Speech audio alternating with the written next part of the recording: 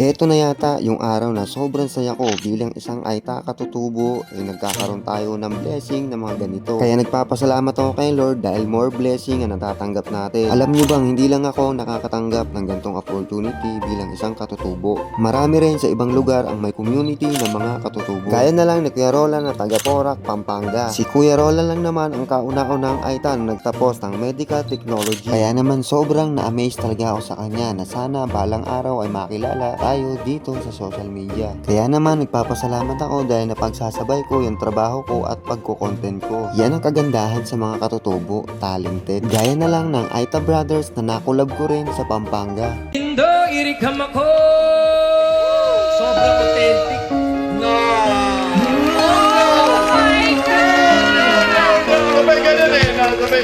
I will never find another lover sweeter than you.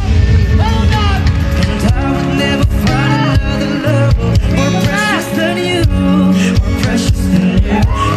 O, di ba? Ang sarap maka-proud. Kaya naman big shoutout po sa lahat ng katutubo na kagaya ko na nagsusumikap din na balang araw ay makilala tayo sa social media, na balang araw itong mga sakripisyong ginagawa natin ay magbubunga din po. So paano ba? Hanggang dito na lang po yung video natin. Maraming salamat po sa inyong lahat. God bless.